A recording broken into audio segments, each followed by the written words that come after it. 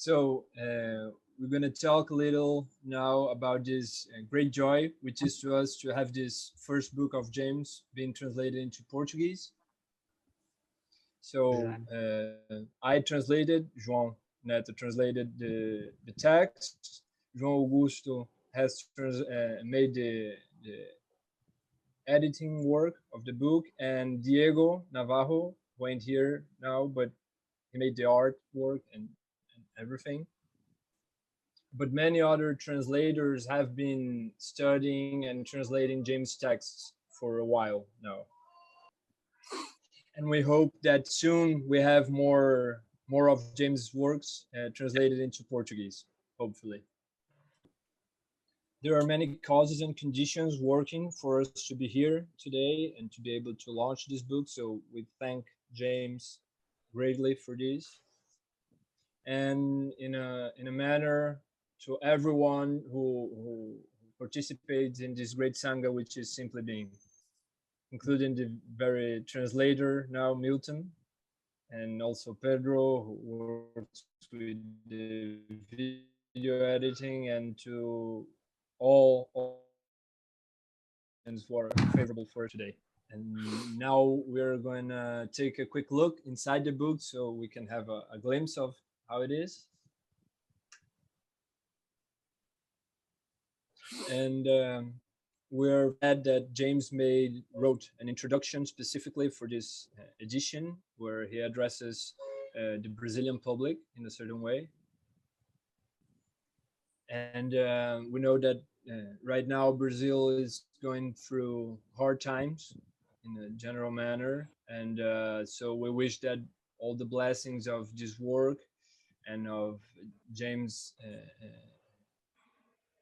dedication and being available for us to be here and launching this book now today, that the blessings of all this may spread and bring benefits to all sentient beings. And last but not least, we would like to be thankful. We're really thankful to James also for being here with us today and to be able to talk about the book and the many aspects that collaborate for us to be together now with the launch of this great text. Good. Thanks for that, James.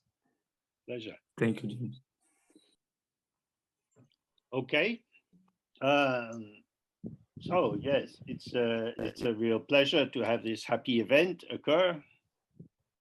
Stepping out into new languages is always quite an uncertain process because there are many technical terms in the Buddhist tradition which have to be translated with some care. So in the process of translating it, Zhao was able to send me quite a lot of questions and I could reply so that we could get the clearest translation possible. So this short text in Tibetan comes from Nuden Dorji, who was born in 1802 in Golok in the east of Tibet.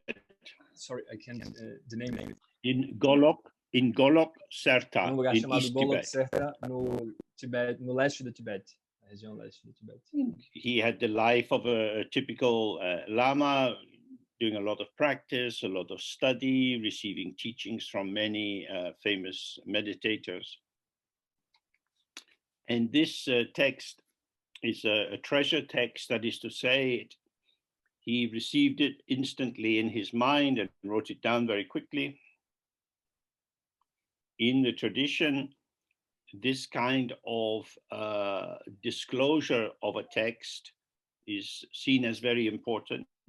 When we consciously try to write something, we think, then we write something, then we think again and revise and so on, and we construct a text. But in this tradition of terma or treasure text, we believe that the basic seed of the text began with Padmasambhava, and he planted the seed in the mind stream of many of his close disciples. We can believe that this is a pure lineage, not mixed with ordinary dualistic thinking. Because the text belongs in the style of Dzogchen, the great inclusion or the great perfection, which is an approach to meditation and to life where we focus directly on the mind itself. Now, when we think about our own mind, we tend to be in touch with memories, plans, ideas, feelings, and so on. We are familiar with the flow of the transient content of our mind. And so we have some skill in looking at our thoughts and thinking whether they are true or not, whether they are deceitful or not. But this text is concerned primarily with the ground of all of these mental occurrences, which is the mind itself. And strangely, our mind is not something that we can find with our thoughts. We might be trying to think about the past, something we did last year, and even if it's a bit difficult to remember, we struggle a bit, and hopefully the memory will emerge.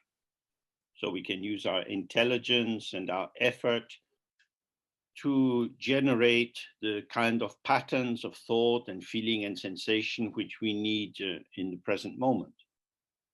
This is the area of operation and competence of our ego self. We are experienced in living our life in this way. We are used to being able to remember the past and make plans about the future. But where do these thoughts and memories come from? They arise in the mind. They just seem to be here. We tend to think, oh, if the thought is in my mind, I must be the thinker. So we can say, bravo, my incredible ego self. How wonderful it is that you know so many things. But in this very moment, none of us know what thoughts will arise in our mind in the next 30 seconds. The thought arrives, and I am the thinker. How wonderful. In Buddhism, this is called an ignorance. By imagining that I am the thinker of my thoughts, I am the generator of my feelings, we stop looking at the actual ground of where these experiences arise. So the teachings contained in this small book are designed to help us reorient our focus of attention so that our own intrinsic mind, the mind which has been there from the very beginning of time, can become more present for us. Our relationship with our experience tends to be one of ownership. We think these are my thoughts, my feelings. Some of my thoughts please me, and some of them don't please me so much. The ego grasps hold of the inner phenomena of the mind and the outer phenomena of the world. And it is as if this ego self is the center of our being. But the view of Dzogchen is different from this. Because our life is a ceaseless flow of experience, there is always something happening. And this something happening is like the movement we make when we swim. If you know how to swim, you don't drown in the sea. So the subject aspect of our identity is moving in this sea, this flow of ceaseless arising and vanishing experience. When we don't swim, when we don't make effort to organize the patterning of our experience, we can feel overwhelmed. We tend to nowadays to call this trauma. It's as if the ego self collapses under the strain of trying to find patterns when there's just too much going on. And we can see that with this coronavirus, a whole new arena of pressure and uncertainty and anxiety has been merged into the existing anxieties we have about life. As far as I know about Brazil, there are very big differences between people with different racial backgrounds in terms of status and finance. In that there's quite a hierarchical structure in the social system, and at the same time there's quite a lot of chaos in how life is actually functioning. So it's very easy then to start vibrating in reactivity to all the new pressures which arise. We're not in charge of our world situation. So if we set up a polarity of either in control or out of control, it becomes clear that we are slipping out of control. But in Buddhism, we always try to aim for the middle way between the polarities. So our goal is to find calm and clarity in the midst of all the movement which is going on. So in the book, Nuden Dorji starts to describe how our mind actually is. And he says that your own mind is the root of all phenomena. Now, this is not our normal way of thinking. And in terms of our ego self, we look at the things that we see in where we live and out in the street and in the world in general. We see a lot of things which are just seemingly there. They seem to exist in and of themselves. In the Buddhist way of speaking, we say they seem to have inherent existence. So generally in Buddhism, we spend a lot of time examining and reflecting on the nature of impermanence. We see that all these phenomena or these things that we see have had an origin. They've come into their present form due to causes and conditions. And after a while, these conditions are exhausted and they start to crumble and vanish. That is to say, life and all our experience is dynamic, and how this dynamic potential of appearance arises for us depends on our own mode of participation. If we have a mind which relies on concepts in order to create our version of what is occurring, then it appears that our freedom is simply to develop and adjust our opinions in relation to the fixed nature of the fundamental separation of subject and object. But when we start to meditate and we sit quietly and allow the mind to move as it does, we see that the potential that we have for interpretation is there almost like a buffet. The thought arises or the feeling arises. And Pensamento, sorry. No, please. And it arises, but if you don't take it up, it's not activated. Just as the potential of a cake is released when you pick it up and eat it. So when you pick up a thought or a feeling in your mind and you identify with it, its potential or its potency starts to manifest for you. So the more you sit with your mind and you see this, you start to shift your relationship with the whole world. you're not just an observer of something which is there, but you are a participant in the dynamic unfolding of the texture of your existence. So how you are, what you are bringing in this moment to your participation brings about the tonal quality of your experience. Now, at first, when we start to practice meditation, we find that we are very quickly pulled into immersion in the movement of the mind. This is because our sense of ourself as this individual ego self exists inseparably with the field of objects or appearances.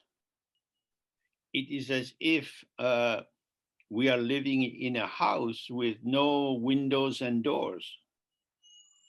Something happens and it floods through us. It has already arrived. So we find ourselves being flooded or suffused with different kinds of experience. And only after the fact can we think about it. And only after the fact of it having arrived are we able to think about what is happening. So we participate and then we run our commentary on what has happened. So maybe I feel anxious. For some reason, some anxiety arises in me. And I say, oh, I feel anxious. Somehow it is as if this anxiety is mine, but it arrived flowing through me without my permission. So the more we become aware of the difference between the immediacy of the participative experience and the flow of our conceptual interpretation, we can see that the ego's work is always running just behind what is happening and trying to make sense of it. And because the flow of experience is ceaseless, the ego is having to work very hard to just stay connected with the immediate moment. So when Nuden Dorji says, your own mind is the root of all phenomena, he's pointing to the fact that the immediate presentation of phenomena, what you see, what you hear, smell, taste, and so on, is arising from your mind, but your commentary about that is arising from the sub-aspect of your mind called the ego self. And so this points to the, excuse me, the function of our meditation sitting practice, which is to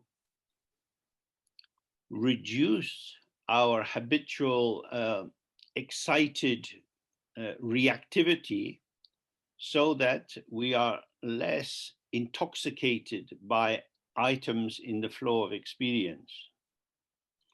In the tradition, this is called making a transition from being like a dog to being like a lion.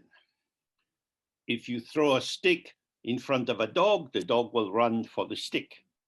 And if you throw a stick near a lion, it will turn and look, where did that come from?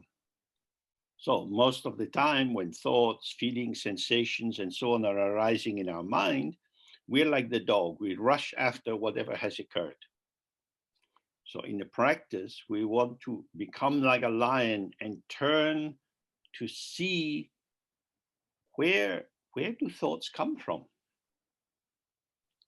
Now, we can probably provide immediately some conceptual answer where thoughts come from. So you might think, oh, they come from the brain. But that thought is just another stick you're throwing for your dog self. Because nowadays there's so much understanding about the brain. You can say, oh, yes, it must be something to do with the amygdala. Once you start thinking about how the brain functions, you can have thousands and thousands of thoughts. You're thinking about your idea of something. Thought is chasing feeling, and so on. So what we want to do in the practice is to turn our attention to how thoughts are arising in our mind. We don't want to think about this and have some explanatory narrative developing, because that will simply keep us in this dualistic paradigm of being a subject thinking about. Okay.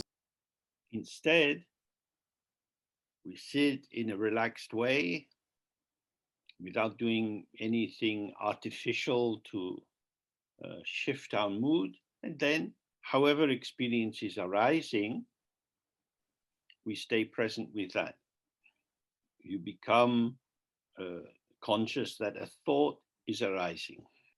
So the question then is, who is the one who is conscious of that? What is the site of that consciousness?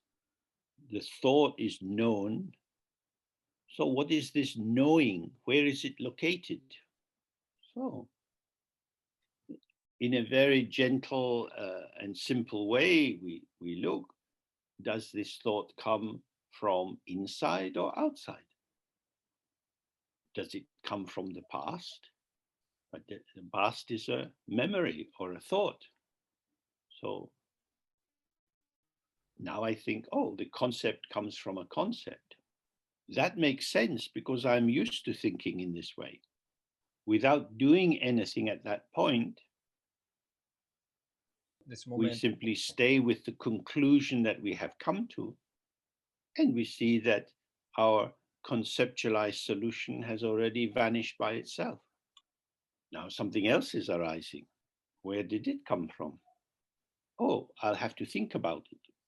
So this is the kind of experience that beginners have, because we've been trained in our families, at school and at work, that you have to think about things if you want to understand.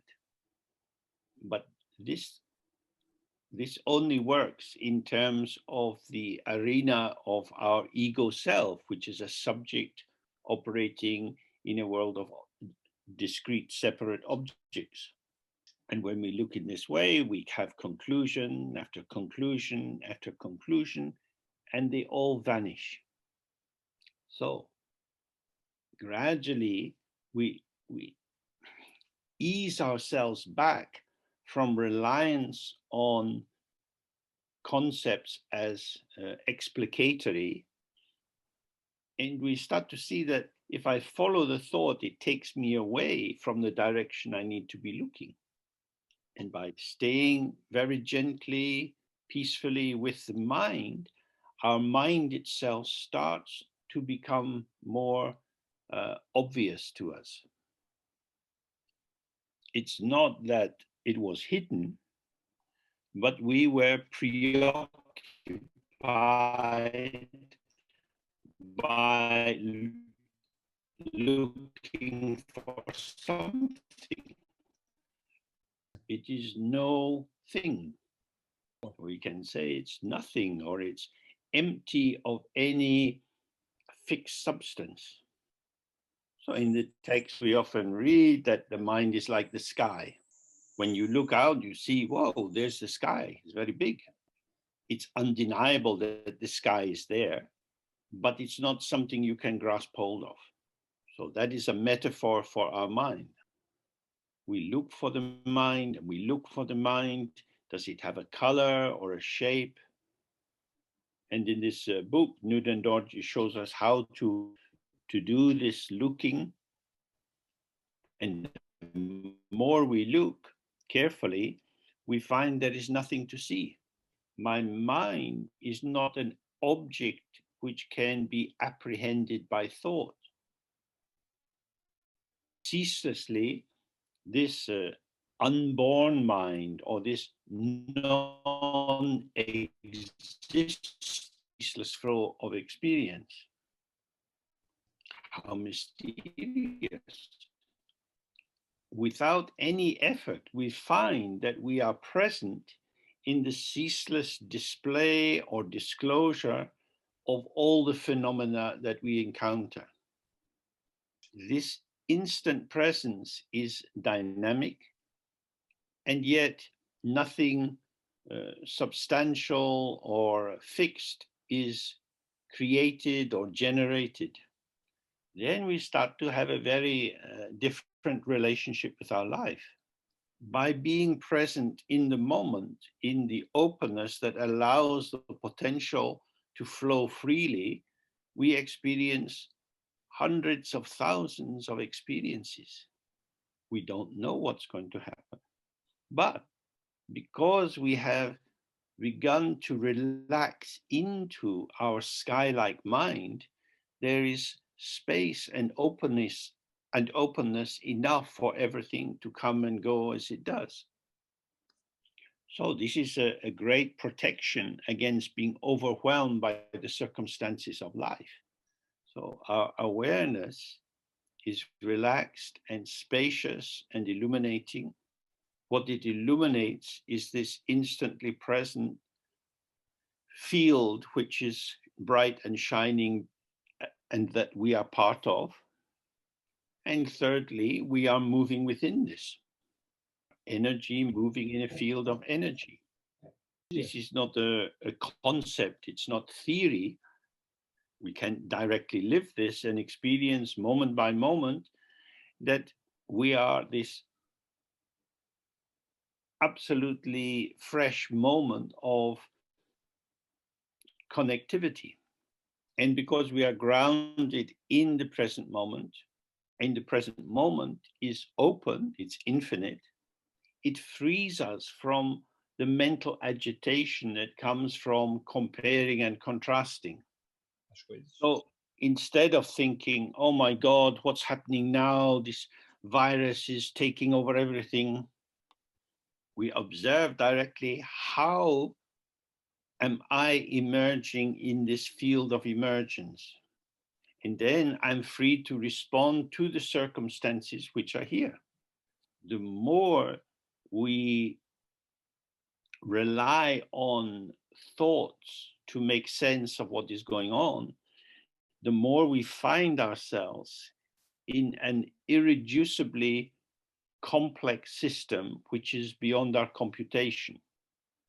So through the practice that Nuden Dorji describes, we can remain relaxed, soft and pliable and responsive, whatever is occurring.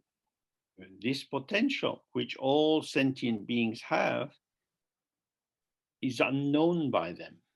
This is not a punishment. It's not that we are bad people, but rather that how we manifest develops out of dualistic patterns of subject-object interaction. Even if your parents were very loving, they probably never encouraged you to look, how is your mind? Teachers were concerned, have you done your homework? Are you going to be able to pass the exam? The people you work for are concerned whether you can do enough work to make profit for them. Então, dessa maneira, a nossa cultura, o mundo em que vivemos, nos encoraja constantemente a procurar fora as circunstâncias de nossa existência. E havendo nascido com um corpo humano nesta vida, nós somos encorajados a nos convencermos de que o centro disso é o nosso ego. I am myself. This is my body. I know, or at least I've heard, I am going to die. I find that very difficult to believe, because I am me. What else could I be? How could I not be me? It seems such a strange idea. Maybe you guys will die, but somehow, perhaps I won't. So our ego self is very concerned to establish an individual immortality. I will always be me. And therefore, in order to maintain this pattern of myself, I have to be very careful with how I interact with the environment. There are the outer aspects of how people behave when you're out in the street, whether they are safe-looking people, or if you have to cross the road, are the car drivers drunk or crazy? And on an inner level, we have all kinds of experiences arising for us that we didn't choose. We have sensations in the body, aches and pains, and different kinds of disappointments and unfulfilled hopes. Because of this uncertainty, the ego self is caught up in trying to increase the factors it likes and decrease the factors it doesn't like. So the ego's autonomy or individuality is established through making choices. This would indicate that its individuality is actually an interdependent so-called individuality. We are all strongly moved and touched by the things which occur around us. We become happy when good things occur and sad when bad things occur, because we identify with this feeling. I don't like to feel sad, I do like to feel happy. But the happiness that we normally experience is dependent on circumstances. Due to this pattern of events, I feel happy. But of course, I feel happy for a while. After some time, usually quite a short time, something else happens, some new pattern of causes, and I don't feel so happy. That is to say, my happiness doesn't belong to me. I am the recipient of this pattern which is emerging. And I'm not in charge of the complex pattern of originating factors which cause it to arise for me. So in all the different schools of Buddhist teachings, they draw our attention to this. This is the illusion of an individual self. But if this individual self is the only boat that I have, it may not be very good, but if I jump in the sea, there might be sharks. So I'm going to hang on and keep this boat afloat as long as I can. This is why meditation is so important, because it gives us a chance to relax away from our ceaseless involvement in the ongoing pattern of stimuli which arise from outer events and inner events. By sitting quietly with the easy flow of the breath, as our inner agitation subsides, we become aware that we don't have to be involved in reactivity. We have a sense that what felt like a necessity is now a choice. As long as I exist as an individual ego self, a subject, that identification will bind me to reactivity with the field of objects. But when we sit, we start to realize what I take to be my ego self is not a thing, but rather it's like a tumbling ball of energetic potential. That is to say, our ego self is an emergent phenomena. And it's a phenomena because it's really in the plural, because it has so many different aspects coming up. So, holding this as one aspect, when we focus on the mind itself as being something we can't see or find as a substantial entity, we start to be aware that our ego self is an energy pattern moving in the field of emergence, which is inseparable from its own empty ground. The amazing fact is that the ground of our being alive is something ungraspable and empty of individual existence. So in the tradition, they say the mind is unborn. It hasn't come into existence. And yet it is ceaseless, unobstructed, because experience is continuing to manifest moment by moment.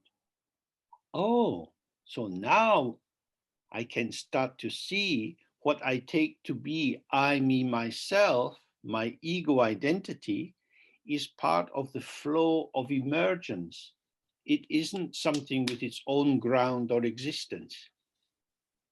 Seeing this, we can start to relieve this formation of the ego self, of the burden of the impossible task of self-definition as what I take to be my individual self. I am an emergent potential arising in the field of potential. My relation with the environment that I'm in sometimes is one of change, sometimes I'm expanding, sometimes I'm contracting. It is dynamic. Well, if it's dynamic, it's probably a good idea not to be very rigid and fixed. The more you have a definition and agenda to be this kind of a person, the more the events of life will keep banging into you. So through the study and the practice of this path of the great inclusion, we find that we can live with a more open and spacious acceptance of how the world is, with more fresh presence in the moment that allows us to respond to circumstances. We are neither the master nor the slave, we are participants, which allows us to have an energetic dignity which doesn't seek to oppress others and which is unavailable for oppression by others. So in its quiet, gentle way, it allows us to participate in the world, being with others, in a way that can encourage them to ground their own presence in the actuality of the mind. The politics of identity are very powerful in our world at this time. Race, gender, sexual orientation, religion, language, and so on easily become sites of true identity. And because you are not like me, your very existence threatens my sense of the intrinsic truth of how I am. Because if I feel I am unique, I am special, and you are not like me, then maybe you're going to threaten to put my sense of who I am into a relative positioning. But I don't want to be pulled into your categories of interpretation. I am me. And then when we see this dynamic, we see how easily conflicts arise between different social groups. The mood of Dzogchen practice is collaboration. Just as many people have collaborated to produce this new book, and who collaborate to allow our Zoom sessions to continue, we can examine the nature of collaboration. We can take a familiar dynamic or a familiar interpretation here. So we can say, oh, James is the teacher. He must be a special person. But there would be no point in me talking if you weren't listening. The talker and the listener are co-creators or co-participants in the emergence of the moment. And this is why when we operate together, we can start to free ourselves from the prison of hierarchical differentiation. We can have respect in all directions. Everybody brings something to the meeting. So this is a very important aspect of Dzogchen, which is concerned with the evenness of all phenomena. because there are no appearances or things or people which are present on the basis of their own personal essence or ground, we can start to see that we are all emerging in this field of disclosure, the field of light and sound that we are moving in. We are all the radiance of this unborn mind, which is the mind of all the Buddhas. And so our relationship in the field, our relationship of participation with others can be one of kindness and friendly collaboration without any need to enter games of power. The more we see the open, empty ground of the mind itself, the more precisely we can relate with others in the world in a manner free of violence. Oh, this is a very brief introduction to the main orientation of the book.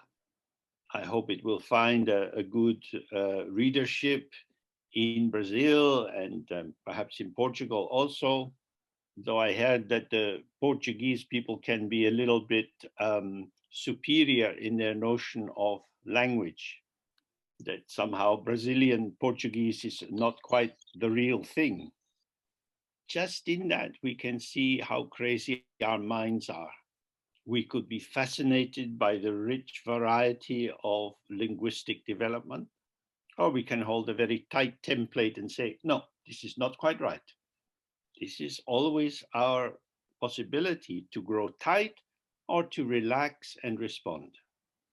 So we celebrate this new book and we hope that it finds a good audience and that perhaps it's the beginning of more books being prepared. Thank you again to Milton for translating and for Pedro for doing the recording, which will be available on the website in due course. So that's the end of what I have to say. I don't know if you want to say something more. Então, Now we have the cocktail. And João is saying that now we have a cocktail. Excellent. Good idea.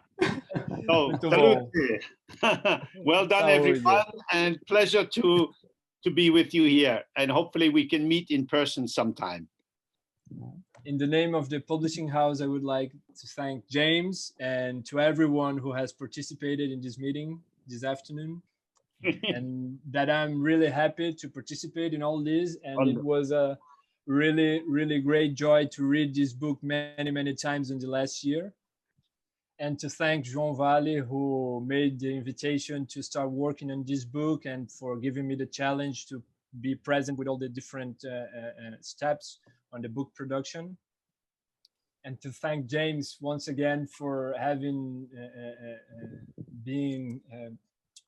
making available the Dharma of Nuden Dorje present here in Brazil and in the West in a general way. And so that's it. I'm really, really glad and happy for that. And I'm pasting here the link where you can pre-order the book, because right now we are in the final printing part of the job, of the work, and soon it will be shipped to everyone interested. Great. Yeah, yes. And that's it. Well done. Super. Bravo. Muito bom. Super. Parabéns. Wonderful. Oh, thank you. Thank you. Pleasure. Okay. Okay. Okay. Now we Thanks. have the team So many now, James. Only 1 minute. We have the team. The toast. Ting, ting. Oh, ting ting. Yeah, so we need to imagine our Yes, we have lesson. the, I will teaching with the book. Yeah, make Yeah, the team everybody. Yeah. book each book. Oh, yeah, book, In book. Portuguese and Yeah. English. Those chairs. May the Yes. emptiness of language be a great blessing to us all. Okay. Wonderful. Thanks so Oh, much, James. Really. Pleasure. Thank you, James. And we have the question and answer this Wednesday. So we meet again soon. Okay, bye for now. Bye-bye. Bye-bye, See you James. soon. Bye. Bye-bye. Bye-bye. Bye. Bye. Thank you very Tchau, much. tchau, James. Parabéns. Saúde. Saúde. Thank you, Blair. Saúde para Bye. todos. Tchau, James. Bye. Pessoal, meditando junto. Bye-bye. Bye, bye. Beijo grande para todos. Tchau. Obrigado. Bye.